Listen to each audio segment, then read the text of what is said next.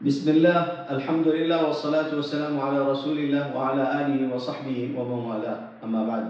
عقائد کے سلسلے کا آج چوتھا سبق آپ کے سامنے ہے۔ میں بندہ محمد حسنین محفوظ نعمانی آپ کی خدمت میں حاضر ہوں۔ درمیان میں کافی طویل عرصے تک کے جو ہے حاضری نہیں ہو سکی، اور اس کی وجوہات آپ چینل پہ دیکھ رہے ہوں گے، ساری چیزیں چلی رہی تھی۔ خیر انشاءاللہ عقائد کے سلسلے کی چیزیں سامنے آتی رہیں گی، اور بہت ساری تفصیلات بھی اس سلسلے میں ہیں۔ اس بارے میں انشاءاللہ جب یہ سلسلہ مکمل ہو جائے گا اور یہ عقائد کا جو 6 عقیدے ہیں بیان ہو جائیں گے، تو ہم انشاءاللہ اس کی جو تفصیلات ہیں وہ بھی آپ حضرات کے لیے ضرور ڈالیں گے۔ مجھے امید ہے کہ آپ میرے ساتھ جڑے رہیں گے۔ اس سے پہلے سب سے پہلا سبق جو تھا اس میں ہم نے بیان کیا تھا کہ عقائد بنیادی اسلام کے 6 وہ کون سے ہیں، ان کا تعارف کرایا تھا۔ دوسرے والے میں ہم نے یہ بتایا تھا کہ ان عقائد کے دلائل کتاب و سنت سے کہاں ہیں اور کس طرح سے ملتے ہیں۔ تیسری بات یہ بیان کی گئی تھی کہ سب سے پہلا اور بنیادی عقیدہ اللہ پر ایمان لانے کا عقیدہ، یعنی ایمان باللہ۔ آج جو دوسرا عقیدہ اس چوتھے سبق میں ہم آپ کے سامنے بیان کرنے والے ہیں وہ ہے اللہ کے نبیوں اور رسولوں پر ایمان لانا۔ ایک بات یاد رکھیے، اللہ تعالیٰ نے انبیاء کا سلسلہ شروع کیا آدم علیہ السلام سے اور مکمل کر دیا سیدنا محمد رسول اللہ صلی اللہ علیہ وسلم پر۔ اب ہمارا ایمان ہونا چاہیے کہ آدم علیہ السلام سے لے کر حضرت محمد صلی اللہ علیہ وسلم تک جتنے انبیاء اور رسول آئے ہیں یہ سب کے سب برحق ہیں، ان کو اللہ کی طرف سے بھیجا ہوا تسلیم کیا جائے، اور یہ مانا جائے کہ اللہ نے انہیں وحی دے کر مخلوق خدا کے لیے، انسانوں کے لیے ہدایت کا سبب بنا کر بھیجا تھا۔ انسانوں کی ہدایت کے لیے رسول اور انبیاء بھیجے جاتے رہے۔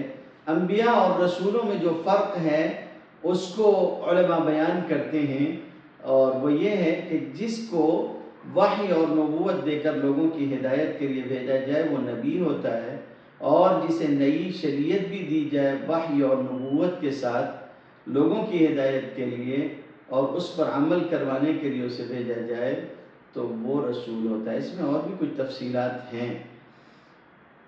ہم سارے نبیوں کو نام بنام نہیں جانتے۔ قرآن مجید میں کچھ انبیاء کا تذکرہ اللہ رب العزت نے نام بنام فرما دیا ہے، کچھ رسولوں کا تذکرہ نام بنام فرما دیا ہے، تو ہم ان انبیاء اور رسولوں پر نام بنام ایمان لے آتے ہیں۔ اس کے علاوہ جن انبیاء اور رسولوں کو ہم نہیں جانتے ہم ان سب پر بھی ایمان لاتے ہیں۔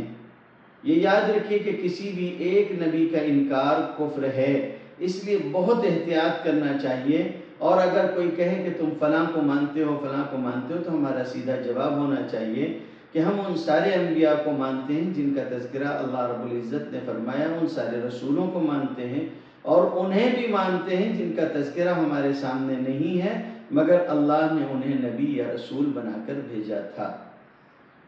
رسالت اور نبوت کا یہ سلسلہ حضرت آدم علیہ السلام سے شروع ہوا اور جناب نبی کریم صلی اللہ علیہ وسلم پر مکمل ہو گیا۔ عقیدہ ختم نبوت کو ہم مستقل طور پر بیان کریں گے، لیکن یہاں اتنی بات یاد رکھنی چاہیے کہ سارے نبیوں اور رسولوں کے لیے ان کے اپنے مقامات اور اپنے اوقات دونوں طے تھے، یعنی ان کے لیے ان کا زمانہ بھی متعین تھا اور ان کے لیے ان کا علاقہ بھی متعین تھا۔ وہ کس علاقے کے لیے مبعوث کیے گئے اور کتنے وقت کے لیے مبعوث کیے گئے، یعنی کس علاقے میں وہ بھیجے گئے اور کتنے وقت تک کے لیے بھیجے گئے۔ ایک ہی وقت میں کئی ایک انبیاء اور رسول ہو سکتے تھے، ایک ہی وقت میں کئی الگ الگ علاقوں میں آنے والے انبیاء ہو سکتے تھے اور ہوئے بھی ہیں، جیسے حضرت ابراہیم علیہ السلام اور حضرت لوط علیہ السلام دونوں ایک ہی زمانے میں الگ الگ علاقے کے پاس کے علاقوں کے لیے بھیجے گئے، مگر سیدنا محمد رسول اللہ صلی اللہ علیہ وسلم ان دونوں قید سے علیحدہ خاتم النبیین بنا کر بھیجے گئے۔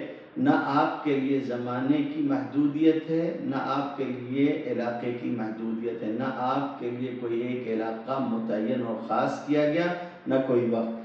آپ تمام انسانیت کی طرف اور تمام علاقوں کے لوگوں کی طرف رسول بنا کر اور قیامت تک کے لیے بھیجے گئے ہیں۔